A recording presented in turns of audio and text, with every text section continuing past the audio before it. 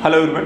देखा जाए तो एक बार फिर से आरक्षण का मुद्दा यहाँ पे चर्चा का विषय बना और इस बार यहाँ पर विश्वविद्यालय अनुदान आयोग के द्वारा एससी, एसटी और ओबीसी वर्ग की उच्चतर शिक्षक भर्ती प्रक्रियाओं की सीटें न भरने की स्थिति में उसे अनारक्षित करके सामान्य वर्ग के माध्यम से उसे भरा जाएगा।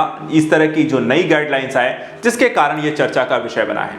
आज हम यहाँ पर इसी मुद्दे को समझने का प्रयास करेंगे कि क्या इस तरीके की पहल के माध्यम से आरक्षण को समाप्त करने की ओर इसे देखा जा रहा है या फिर सिर्फ शिक्षकों की यहाँ पर कमी को पूरा करने के लिए यहाँ पर तेजी से भर्ती प्रक्रियाओं को आगे बढ़ाया जा रहा है। पूरा मुद्दा यहाँ पे क्या है और इस तरह के मुद्दे को लेकर के यहाँ पे गाइडलाइंस क्या जारी की गई हैं और पूरा यहाँ पे आयोग की अनुशंसा क्या है, इसको समझते हैं। जैसा कि आप सभी यहाँ पर चर्चा का जो विषय यहाँ पर बना है, विश्वविद्यालय अनुदान आयोग जिसे हम शॉर्ट फॉर्म में यूजीसी कहते हैं, ने कॉलेजों और विश्वविद्यालयों में वी आरक्षण यानी कि डी रिजर्व करना, जो सीटें आरक्षित हैं उन्हें अनारक्षित कर देना, डी रिजर्व कर देना, वी आरक्षण कर देना संबंधी यहाँ पे नवीनतम दिशा निर्देशों को दिया था, जिसे यहाँ पर काफी विरोध हुआ और उसे वापस लिया गया। समझने वाली बात है यहाँ पर जो दिशा निर्देश थे वो क्या थे। दिशा निर्देश थे यहाँ पर सीटें जो थी एससी, एसटी, ओबीसी वर्ग की उन्हें अनारक्षित किया जाए और पूरा मुद्दा यहाँ पे कैसे चर्चा का विषय बना उसे समझिए। देखिए, शिक्षा मंत्रालय भी यहाँ पर आप देखें जो भी यहाँ पे प्रक्रिया आती हैं बिना शिक्षा मंत्रालय के माध्यम के अनुशंसा के बिना नहीं हो सकती हैं और यूजीसी का कॉलेजों और विश्वविद्यालयों में पदों को अनारक्षित करने का यहाँ पर देखा है कोई इरादा नहीं है। इस चीज को यहाँ पर विरोध के बाद स्पष्ट किया गया है और जो दिशा निर्देशन जो प्रक्रियाएं यहाँ पर थी उनको यहाँ पर थोड़ा समझते हैं क्या कहा गया।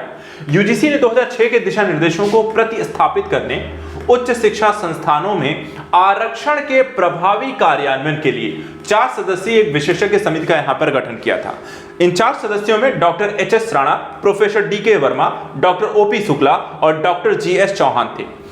समिति की यहाँ पर अनुशंसा जो है कि यूजीसी ने दिशा निर्देशों को यहाँ पे जो जारी किया, इस समिति के यहाँ पे अनुशंसा पर वो यहाँ पर आपको विवाद का एक विषय बना, जिसमें वी आरक्षण नीति का एक पक्ष रखा गया था।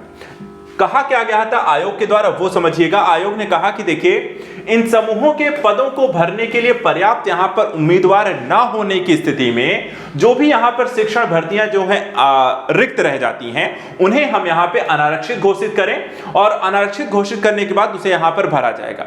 कुछ आंकड़े भी यहां पर उनके द्वारा प्रस्तुत किए गए और कहा गया कि उच्च शिक्षा जो संस्थान है उसमें शिक्षण पदों में एससी, एसटी और ओबीसी के लिए आरक्षण को पर्याप्त रूप से लागू करने के लिए यहां पर विफल रहे हैं और यदि इन समूहों से हमें पर्याप्त एक उम्मीदवार यहां पर नहीं मिलते हैं, उपलब्ध नहीं होते हैं, ऐसी स्थिति में यहां पर इन पदों को अनारक्षित घोषित किया जाए और उसके माध्यम से यहां पर आपको अन्य जो योग्य उम्मीदवार अगर हैं तो उन्हें यहां पर उस पदों को भरा जाए। वो ज्यादा यहां पर एक जरूरी पहलू है, पदों को तेजी से भरा जाना चाहिए।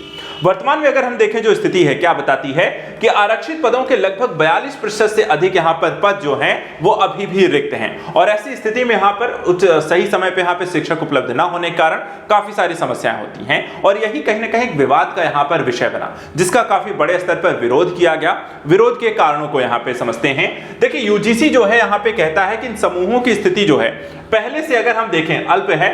अनुसूचित जाति मात्र इनके जो प्रोफेसर हैं मात्र 7.1% हैं, अनुसूचित जाति के देखें तो मात्र 1.6% हैं और अन्य पिछड़ा वर्ग के 4.5% ही यहाँ पर आपको प्रोफेसर होते हैं। और अगर हम इन पदों को भी अनारक्षित करते हैं तो इनकी संख्या में गिरावट भी आपको देखने को मिल सकती है। भारत सरकार के यहाँ पे क्या दिशा निर्देश हैं उनको भी यहाँ पे समझ लेते हैं। देखिए, दिशा निर्देश में कहा गया था कि भारत सरकार के वर्ष 2016 के अनुसूचित जाति, अनुसूचित जनजाति, पिछड़ा वर्ग के आरक्षण के विवरणिका अध्याय 7 का ये एक तरीके का उल्लंघन है, जिसमें एससी, एसटी, ओबीसी उम्मीदवारों के लिए घोषित पद किसी अन्य श्रेणी के उम्मीदवार के द्वारा यहां पर नहीं भरे जा सकते और ऐसी स्थिति में इस तरह के कोई भी दिशा निर्देश लागू भी नहीं किया जाता है या अगर किया जाता है तो इस तरीके का इसका यहां पर एक उल्लंघन है। वहीं सीधी भर्ती के मामले में आरक्षित रिक्तियों को अनारक्षित करने पर सामान्य रूप से यहां पर आपको प्रतिबंधात्मक एक स्थितियां आपको लागू इसमें दिखाई देती हैं।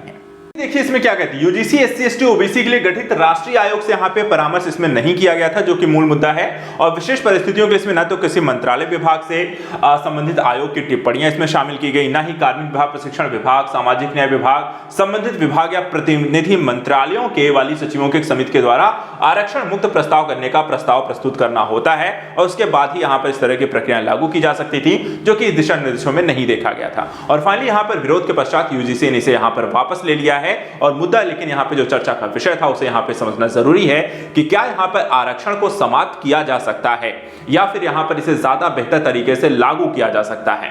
मुद्दा दोनों है, आरक्षण देना भी अपने आप में यहाँ पर जरूरी है, लेकिन आरक्षण का सभी को लाभ पहुंचना भी उतना ही जरूरी है और इसे किस तरीके से सुनिश्चित किया जाए यह भी उतना ही जरूरी है। उसी तरीके से शिक्षक भर्ती प्रक्रिया यहाँ पर शिक्षकों का उपलब्ध होना, पर्याप्त मात्रा में उसे तेजी से भरना, यह भी यहाँ पर सरकार की जिम्मेदारी है और इन सभी प्रक्रियाओं को यहाँ पर तेजी से पूरा करना होगा, लेकिन यहाँ पर उचित संतुलन बना करके। फिलहाल आज के लिए इतना ही। Thank you so much and good luck.